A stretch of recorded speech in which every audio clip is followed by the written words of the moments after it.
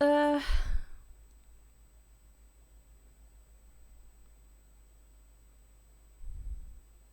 Hello? So a little while ago, I put something on my YouTube channel asking you guys for questions for a Q&A. And I'm recording it now. At first I planned to put this online before the animation, but then I didn't. So, Q&A. I planned to upload this video earlier, but well, I decided to finish the animation first and then upload this later. But yeah, I asked you guys on YouTube for some questions, and because I always notice, like, in the comments, which I read them all, that well, you guys have a bunch of them. So I just thought maybe I could just go ahead, make a video about it, get some questions out of the way that are very frequently asked, and see what's happened. I don't think I'll be answering them all, I'm sorry. But like, a lot of questions were the same, and I'll try to answer the questions that are, asked a lot. Gotcha Eli Videos, I hope I pronounced that correctly, asked, what's my favorite food? Well, currently I really like Mexican food. Easy answer. Luis P2 asks, what is my favorite color? Blue. I am completely obsessed with blue. My name, Ultramarine, is a shade of blue. It's like the really annoying blue screen of death shade of blue. But basically everything I own, it's blue. I want to have blue all around me. Blue is a color that makes me happy. I'm basically obsessed. Blue. When did I start animating, and when did I start animating? Well, okay, so during school, I of course wasn't working on the work. I wasn't focusing on the thing I was supposed to focus on, so I used this little, like, notepads, these as some kind of flip book, and I drew stick figures when I was about 8, maybe. But like, that wasn't anything serious. Like, that was like my first experience with animation. I started taking it seriously when I went to study for it. I started animating when I was about 16. What inspired me to become an animator, and will I make more Markiplier, Jacksepticeye, and Crank Gameplays videos? Basically, I wanted to become a comic book artist at first. I made like a few little comic books here and there when I was a child, like really young, like with my little pencils and color them and whatnot. But then I basically looked at it and was like, hey, this isn't really moving enough. And so I thought I'd give animation a shot.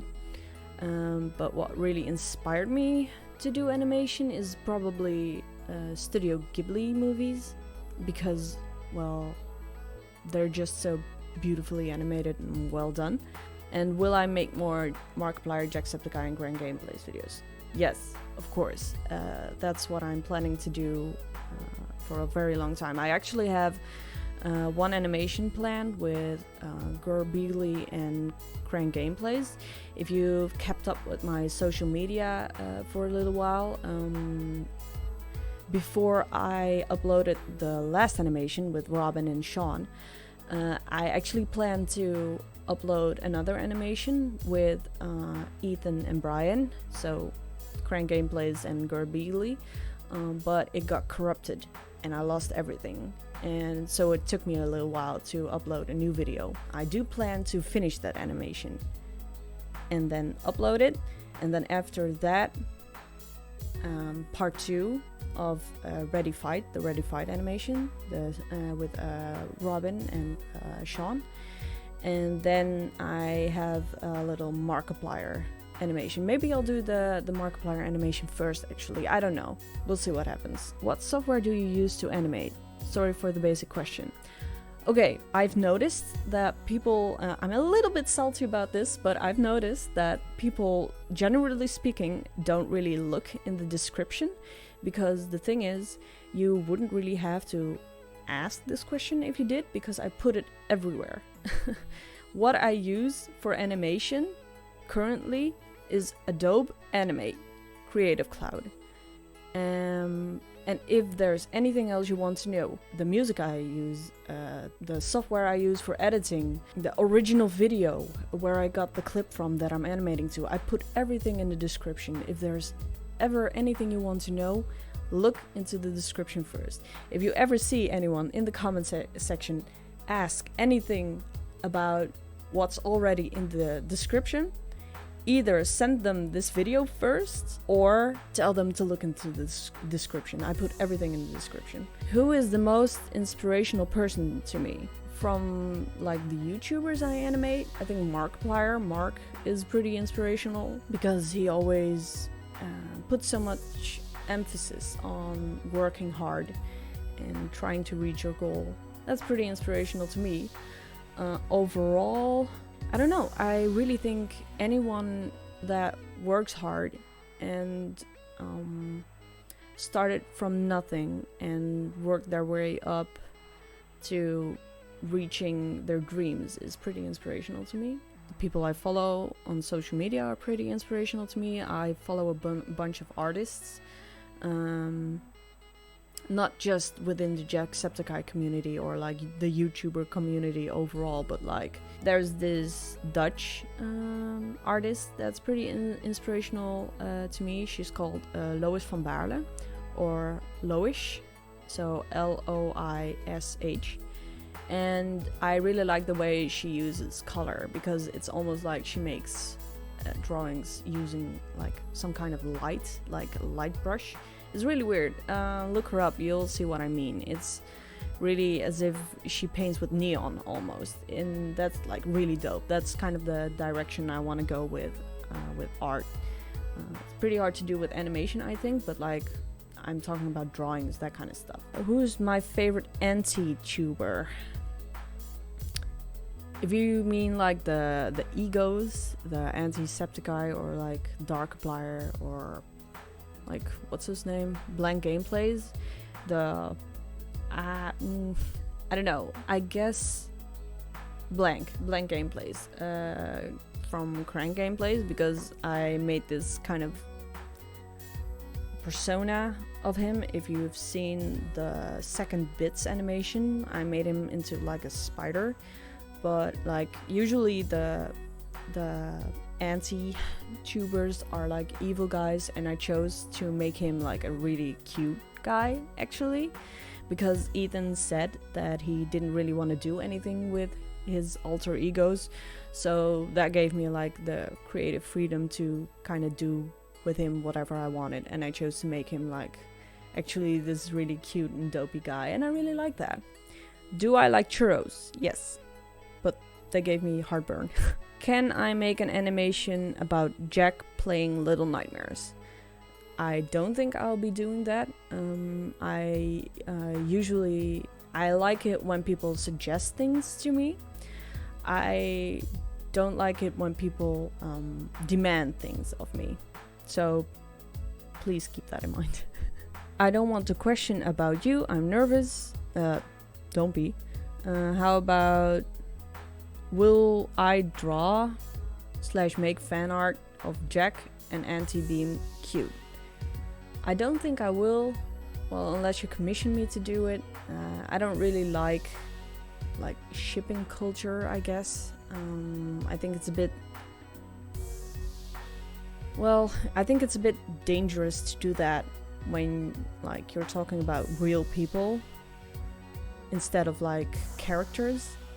How old am I? I am currently, as of now, while recording this video, I am 25 years old. Why do I like to animate about Jacksepticeye and maybe Markiplier and Crank Gameplays and not any other YouTubers or stories you make for yourself? Well, the simple answer is the YouTuber guys I find really entertaining. and really funny. And so it actually started with, I just find things that are funny and take that clip and put it into an animation. Anything that really inspires me to do anything that makes me laugh, it's kind of easy to do it that way. And I feel like I actually planned to make a story myself, like a little story time, but I recorded it and it turned out, like after editing everything, it turned out to be a video longer than 10 minutes. So you have to imagine how animation works is you get an audio clip and then you import it into the program. So you have like this little audio file with maybe voices, sounds, anything you want. And then you have to animate that. And what happens is every second of audio is 24 frames, so 24 pictures. And usually I animate in twos, so that's like 12 pictures. So let's say 12 pictures a second. So that means I have to draw 12 pictures to cover 1 second. So when you have an animation that's a minute long, that means you have a minute long, so that's 60 seconds. So that means every second you have to draw 12 pictures. Okay, so math, I can do this, come on. Wait, I have a calculator on my... Hold on. Okay, so I have 1 minute, that's 60 seconds. And 12 pictures a second. So that means I have to draw 12 times 60 pictures. For 1 minute of animation, that's 720 pictures. Now, imagine if I made the storytime video and I made the recording I made, which was 10 minutes long, into an animation. That would mean I have to draw 720 times 10 is 7,200 pictures. Now, I'm pretty crazy about animation. I like to do it a lot. But it just takes a lot of time. And 1 minute of animation, depending on how hard it is, takes me somewhere between 1 to 3 months to make. If I like really want to make it crazy or special, I'll easily take 3 months to make a 1 minute long animation. If I have to make an animation really simple, like really quickly, really don't like pay a lot of attention to it, that's about 10 minutes long. That would take me about a year to make. Now, I have stuff to do. I have people to meet. I have places to be, you know? And I have to pay rent. And I'm talking a year long, working on one animation for a year long, every day. Like, spend at least 8 hours a day doing this animation. That's time that I can't spend making rent, paying for my food, you know, doing things. That means, and it isn't even guaranteed when I do finish the animation that it like brings up a lot of money. And during that time, during that year, I could be working on animations, Markiplier animations, YouTuber animations. Heck, I could even like pick up a job dishwashing and make more money. And I'm not saying that I'm just doing this to make money, because obviously I do it for fun. I do it because I want to do it, and I do it because I'm passionate about it and I really like doing it. But here's the thing. Money is pretty important. If I keep doing this the way I do it now, I can barely scrape by. The thing is, if I was doing this for money, I would have done something differently that would make me more money, because this really doesn't make me a lot of money. So obviously I'm not doing this for money, but like I still need it. I still need money. You know, having like with all of that in mind, it's just really not like that productive to make a storytime animation unless you're like Jaden Animations or like the odd ones out who have a team of animators that take a lot of their work out of their hands. And I would love a team of animators that would help me, but the thing is, I don't really have the money to pay for people, and like people need to live. Like I would love the thing I can do, however, is make another video like this one, telling you about a story. I would love to do that actually. So if you want something like that, that's not an animation, just me looking at you in this camera, telling you a story, because I have a few, just let me know in the comments. I read all the comments. I read them all. You don't even, I'm not even going to try to tell you to like this video, because I don't really care about the likes. Likes, I mean, they're great and I'm glad people like the video, but I put a lot more value in comments, like communication. I like to read what people think. I like to read what people say. It's actually my favorite pastime. It's a really big part of what I like about putting videos on YouTube is, well, seeing what people have to say about it. If you'd like a video, a storytime video, just let me know in the comments. I read everything. I promise. I read everything. Can you tell us a bit about you? I'm Iris. My name is Iris. I am Dutch. I was born and raised in the Netherlands. I am currently 25 years old, as I've said. My favorite animals are cats and birds, probably. I really like birds. I like to snowboard. I like hanging out with people, like most people do. Yeah, I'm an animator and I would love to make animation my job.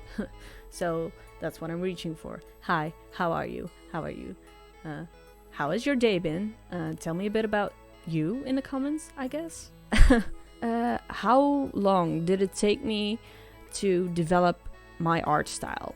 Well, here's the thing about art style. A lot of people spend a lot of time searching for their art style. I've had a friend once who would send me like pictures of like, for instance, 3 different art styles, and she would ask me to pick, hey, which art style is most appealing to you? Which art style is do you like the best? And I would have like to pick. She would send me a bunch of like, okay, which one do you like the best out of these 3? And then I picked one, and she would be like, okay, which one do you like the most about these 3? And just keep sending me like 3 pictures, and I would have to pick between A, B, and C. That's not how you find your art style. You don't really find your art style. You just draw what you like, and then eventually something will stick with you. Don't try. That's my advice to you, actually. Don't try to find an art style. Just draw what you like drawing. Keep changing it. Because that's what I do.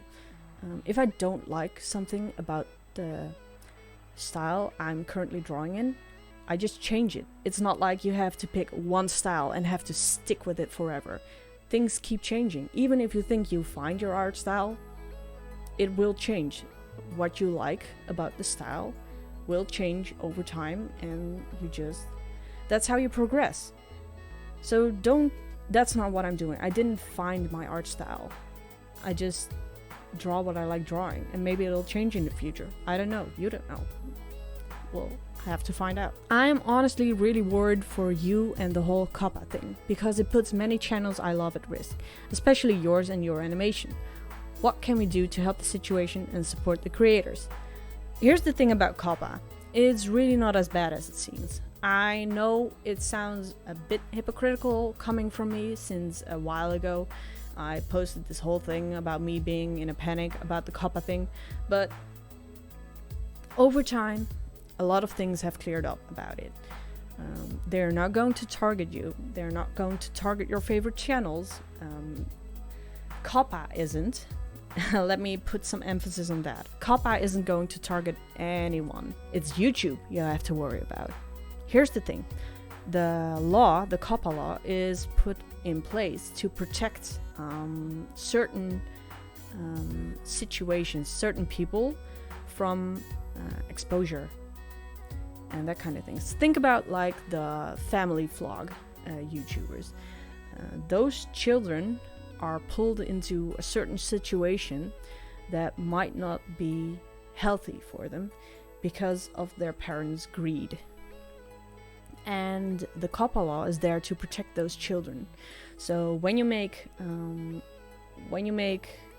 videos with with children in mind as your target audience, the COPPA law is there to protect those children. Now, if you make animations that could be targeted towards children but aren't, like mine, they don't really bother with them. COPPA, at least. I'm not going to get a fine. I'm not going to get a fine where I have to pay a lot of money to, not get into jail. I don't have to worry about anything. None of the animators have to worry about anything.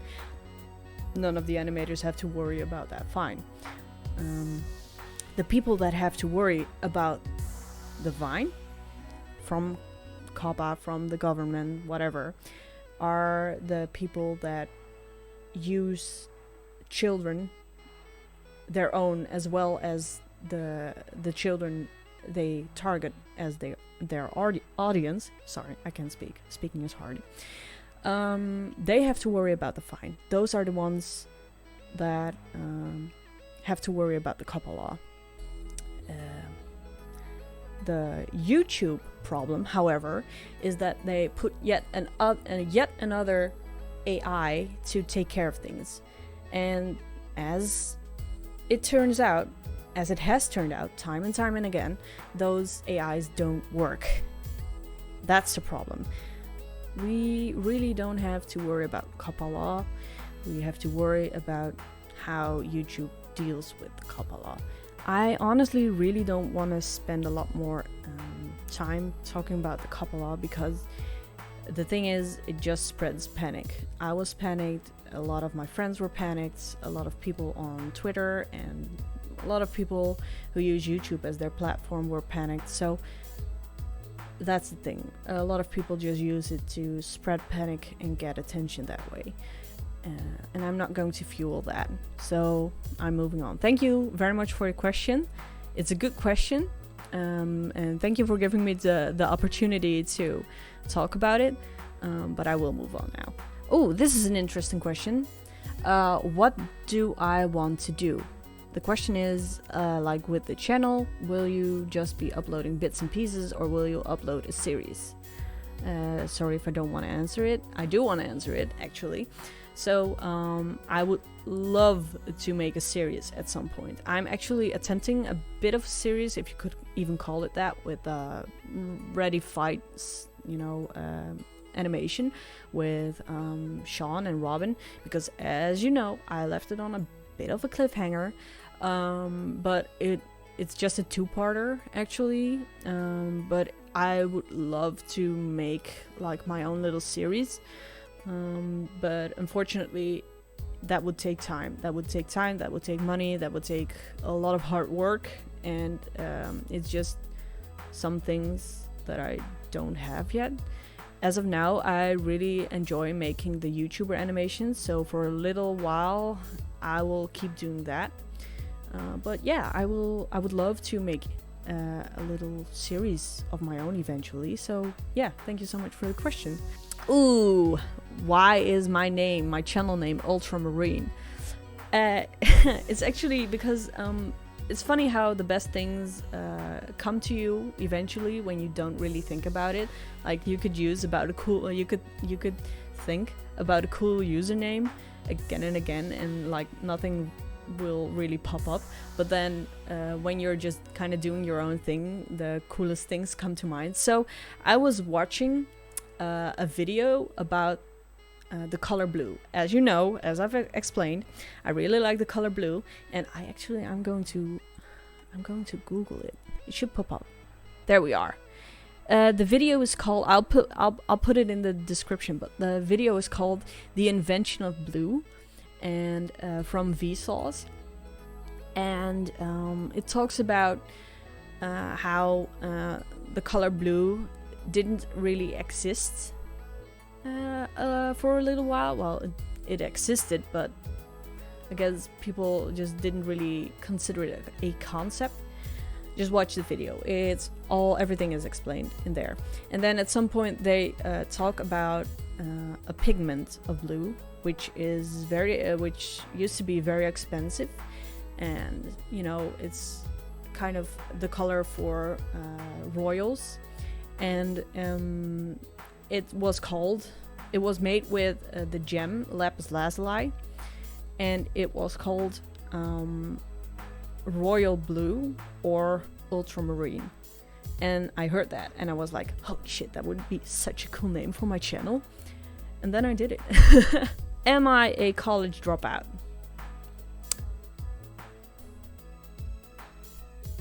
Maybe? I don't know. I studied animation, and I got my diploma for that. Hold on. Hello. It's mine, I promise. But here it is. Oh, where is it? There it is. Diploma. It's mine. Like, here's my name. Because my camera is a bit crappy. Will it pick it up? It says Iris, as you can see. And I'm Iris. Hello. How are you doing? So yeah. No, I actually am opposed to not like there's a lucky few that gets to do this thing without having any kind of credentials like diplomas or having finished school. And I think that's a very dangerous game to play. I got this diploma in 2015, and then I carried on. Like, this is I'm not really sure what it's called, but it's college but lower education. Like, I'm not really sure how to translate the Dutch school system into like an English one or American one, but like this is still a college paper but like lower degree. And then I went on to do higher education, so like university stuff, but then I actually studied to become a creative therapist because none of the animation schools wanted to have me. Because I don't know, I've never really been the stereotypical artsy type, and I just kind of like to do what I like to do. I am not really like, the type, the stuck-up artsy type. I'm just gonna spill some tea right here. But yeah, that's just not me, and I think they saw that, and so I didn't really get into any art school, which is, a shame a little bit, because I never really had a lot of formal education in the arts. I had to teach a lot of things myself. So I went on to study creative therapy instead, because I was really interested in psychology and therapy and that kind of stuff. But I wanted a bit of the creative side as well. So I went on and tried to do that. But then around the end of second year, I got into a bit of a dip. I was having a bad time, and things weren't really going well at home. Things weren't going very well at school, and I kind of what I do is I go to school to avoid being home, and then I wouldn't go to any classes, and then I would just draw and spend my time in the library, for instance. And I'd make fan art eventually, because I never really tried making fan art. I just enjoyed the content YouTubers made, and then just kind of, went on and do my own thing. But that was about the first time I tried doing fan art. And then I just posted it online, see what happened, and like a few times nothing happened. But then at some point I made like a drawing of Darkiplier, and Mark noticed it, and I was like, oh holy shit, he saw my drawing. I just have that little fangirl flip out moment, if you will. And then I made another drawing and another one, and one of Jacksepticeye, and he saw it, and I was like, holy shit, he saw my drawing. And for the first time in a while, that's what caused me to be in like a bit of a good mood. Those were the positives, those were like the bright points at the horizon for me at a very dark time. And that's a very dangerous game to play, because you don't want to be dependent on other people for your own happiness. But it did help me out a lot. And then at some point, I saw on Tumblr or somewhere else, I saw someone post a clip of that's where it all started. I saw someone post a clip of the Akinator video, and I was watching it, and I was like, someone should make an animation of that. And then I kind of went on with my day. And then later I was like, wait a minute, I'm an animator. And I haven't animated in like a long time, so I picked it up again and I finished the animation, and that was that. I finished the animation. I think I posted it on Tumblr, and then that was that. But then my parents wanted to see it as well, and I was not going to give them my Tumblr account. Like that was not going to happen. And so I decided to put it on YouTube, and then it just blew up.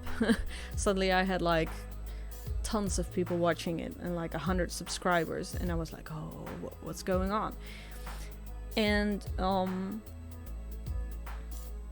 suddenly that was going very well.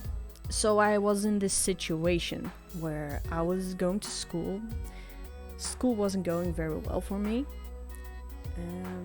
and I was actually starting to doubt if I wanted to continue being a creative therapist.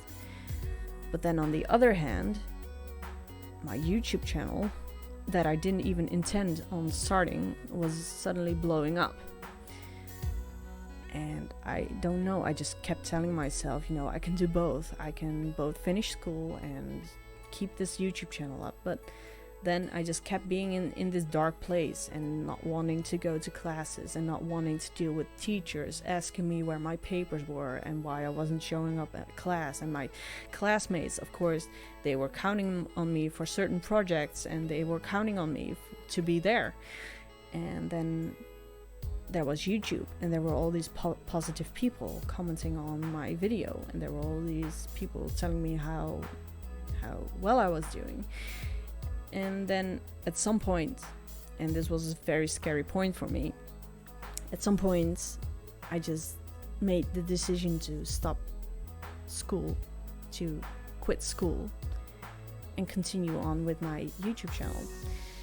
And then and I honestly mean this, I would much rather do this for the rest of my life and barely scrape by and take jobs on like dishwashing and that kind of stuff than drop this and just be a creative therapist and not at least trying to explore where this is going to be.